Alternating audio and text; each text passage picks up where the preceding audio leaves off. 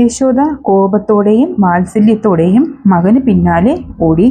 ആര് പിടിക്കുന്നതിനാണ് യശോദ ഓടുന്നത്? ശ്രീ പരമേശ്വരനും അതുപോലെ യോഗികളും ഉൾക്കണ്ണുകളാൽ ഏതൊരു തേജോമയനെ കാണുന്നതിനാണോ അവിരതം പരിശ്രമിക്കുന്നത്, ആ സൃഷ്ടിസ്ഥിതി ലയാനുഗ്രഹ കാരണമായ ഭഗവാന്റെ പിന്നാലെയാണ് ലൗകിക ബുദ്ധിയോടെ ആ അമ്മ ഓടുന്നത്.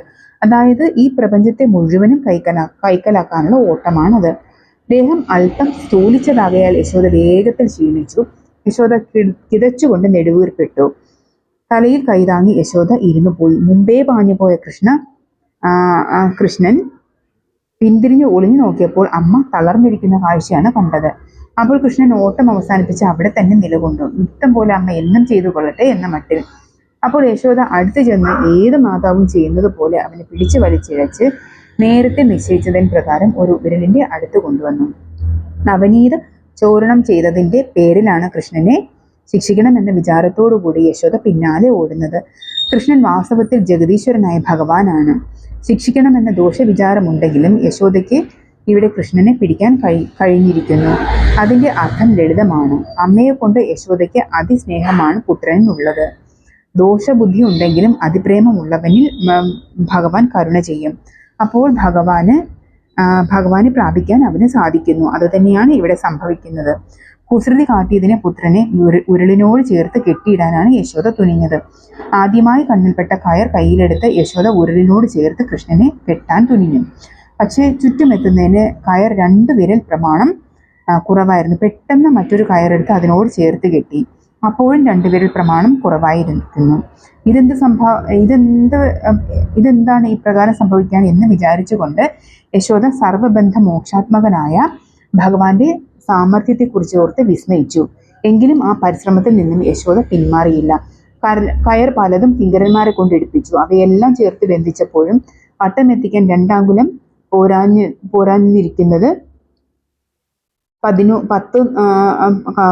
പോരാഞ്ഞിരിക്കുന്നത് കണ്ടു. 100,000 കയറുകളാണ് ഇതേ രീതിയിൽ കൃഷ്ണന്റെ ഉദരസ്ഥാനത്ത് ഉരലിനോട് ചേർത്ത് കെട്ടാൻ ഉപയോഗിച്ചത്. എന്നിട്ടും 2 അങ്കുലം കുറഞ്ഞിരിക്കുന്നത് എപ്പോഴും അനുഭവപ്പെട്ടു. അത് കണ്ടപ്പോൾ ഗോപാംഗനമാർക്ക് ചിരി വന്നു. അവർ സുഖമായി ചിരിച്ചു. പുത്രനെ ഉരലിനോട് ചേർത്ത് വരിഞ്ഞു കെട്ടിയിരിക്കുന്നതിന് നിവൃത്തിയില്ലാതെ ആയപ്പോൾ യശോദ വിഷമിക്കുന്നതും അത് കണ്ട് ഗോപികമാർ ചിരിക്കുന്നതും കൃഷ്ണനിലെ ഭഗവാനിൽ കരുണ വന്നു. അപ്പോൾ തന്നെ ബന്ധിക്കുന്നതിന് കൃഷ്ണൻ സ്വയം നിന്നുകൊടുത്തു. യശോദ അനായാസമായി പുത്രനെ ബന്ധിച്ചു. 3 ലോകങ്ങളെയും ഉള്ളിലൊതുക്കുന്ന ഭഗവാന്റെ പ്രസാദമുണ്ടായാൽ മനുഷ്യന് ഒരു കൃത്യത്തിലും പ്രയാസം അനുഭവപ്പെടുകയില്ല. നിത്യജീവിതത്തിൽ ഇപ്രകാരമുള്ള ചെറിയ കാര്യങ്ങളിലൂടെ ഭഗവാൻ നാരായണൻ ഈ തത്വമാണ് ലോകത്തെ ധരിപ്പിച്ചുകൊണ്ടിരിക്കുന്നത്. ത്രിപാദ ഭക്തിയോടെ പൂജിക്കുന്നവരുടെ അഭിലാഷങ്ങളൊക്കെയും ഭക്തവത്സലനായ ഭഗവാൻ എപ്പോഴും സാധിച്ചു കൊടുക്കുന്നു. ഓടിയും കയറ് കൊണ്ട് കെട്ടുന്നതിന് ഏറെ പരിശ്രമിച്ചും ക്ഷീണിച്ചതിന് ശേഷമാണ് യശോദയ്ക്ക് കൃഷ്ണനെ ബന്ധിക്കാൻ സാധിച്ചത്. ദേഹായാസത്തെ പറ്റി ആലോചിക്കാതെ മനസ്സിനെ ഏകാഗ്രമാക്കി പരിശ്രമിക്കുന്നവർക്ക് മാത്രമേ ഭഗവാനെ പ്രാപിക്കാൻ കഴിയുകയുള്ളൂ. ആഗ്രഹസിദ്ധി കൈവന്ന ആ സന്ദർഭത്തിൽ യശോദ ഈശ്വരാനുഗ്രഹത്താൽ ശോഭിക്കുന്നവളായി തിളങ്ങി. ശ്രീ പരമേശ്വരൻ, ബ്രഹ്മാവ് തുടങ്ങിയ ദേവന്മാർക്ക് പോലും ഇത്രയേറെ പ്രസാദം ഭഗവാനിൽ നിന്നും ലഭിച്ചിട്ടില്ല. ഉരുളിനോട് ബന്ധിക്കപ്പെട്ട അവസ്ഥയിലും ഭഗവാൻ അസ്വതന്ത്രനല്ലെന്നാണ് കവി പ്രസ്താവിക്കുന്നത്. ബ്രഹ്മാദി ദേവന്മാരോട് കൂടിയ ഈ ലോകം മുഴുവൻ ആർക്കാണോ അധീനമായിരിക്കുന്നത്, ആ ഭഗവാന് എങ്ങനെ അസ്വാതന്ത്ര്യം ഉണ്ടാകും? ശാശ്വതമായി സ്വാതന്ത്ര്യനായിരിക്കെ തന്നെ ഭക്തന്മാർക്ക് ഭഗവാൻ എപ്പോഴും അധീനനായിരിക്കുന്നു എന്ന് മാത്രം. ഭഗവാന്റെ കാരുണ്യ വിശേഷമാണ് അതിൽ നിന്നും വെളിവാകുന്നത്. അങ്ങനെ ജനന മരണ പ്രവാഹ രൂപമായ സംസാര ബന്ധത്തിൽ നിന്ന് ഭക്തരെ മോചിപ്പിക്കുന്ന അതേ ഭഗവാൻ തന്നെ ഇവിടെ യശോദയുടെ ഇച്ഛ സാധിക്കുന്നതിന് വേണ്ടി ബന്ധനത്തിന് സ്വയം വിധേയനായി. ബന്ധനാവസ്ഥയിലും അന്യരെ ബന്ധവിമുക്തരാക്കി തീർക്കുന്ന ഭഗവാന്റെ ലീലയാണ് ഇവിടെ വിവരിക്കുന്നത്.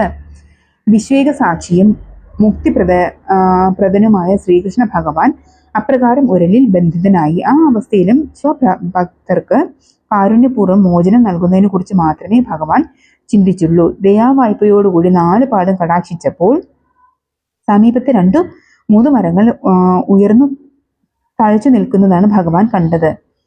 ആ മരങ്ങളുടെ വൃത്താന്തം എന്തെന്നറിഞ്ഞുകൊണ്ട് കൃഷ്ണൻ പറഞ്ഞു, ഇവർ കേവലം വൃക്ഷങ്ങളല്ല, കുബേരപുത്രന്മായ നളകൂബരൻ, മണിഗ്രീവൻ എന്ന പ്രസിദ്ധരായ യക്ഷന്മാരായിരുന്നു ഇവർ.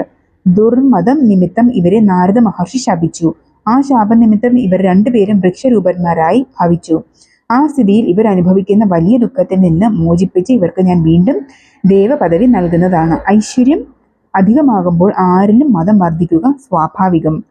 അപ്പോൾ അവർ സജ്ജനങ്ങളെ നിരാകരിക്കാൻ മുതിരുന്നു. അതോടെ അവർക്ക് നാശകാലം അടുത്തിരിക്കുന്നു. അതാണ് ഇവിടെ സംഭവിച്ചത്. ശുഗമഹർഷിയാണല്ലോ ഭഗവത് കഥ ആഖ്യാനം ചെയ്യുന്നത്.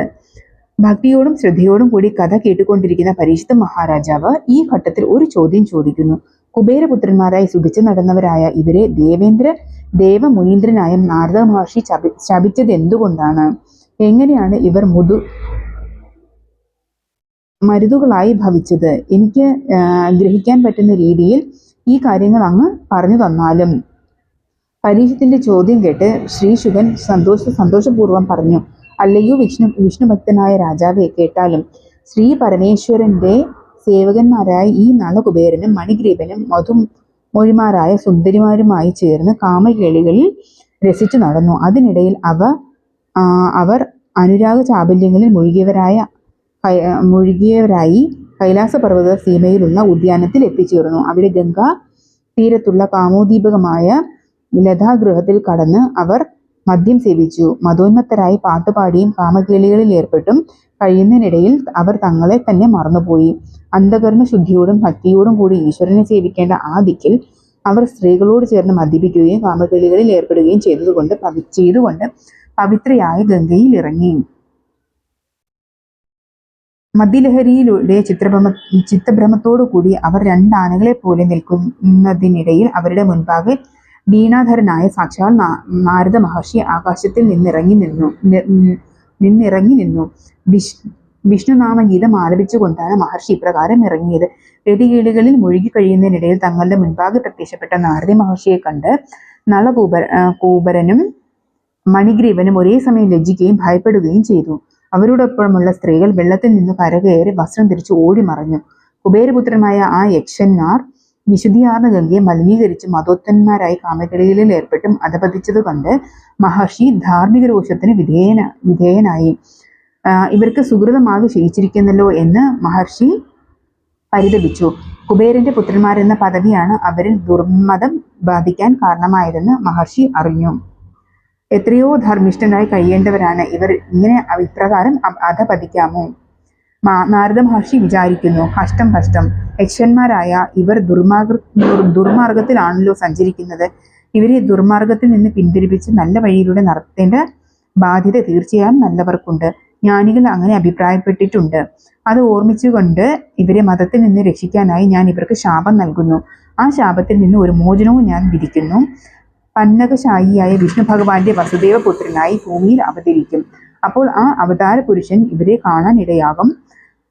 ഭഗവാൻ അവരെ അനുഗ്രഹിക്കുകയും ചെയ്യും. ആ അനുഗ്രഹം മൂലം അവർക്ക് ശാപമോക്ഷത്തിൽ നിന്ന് രക്ഷ ലഭിക്കുന്നതായി.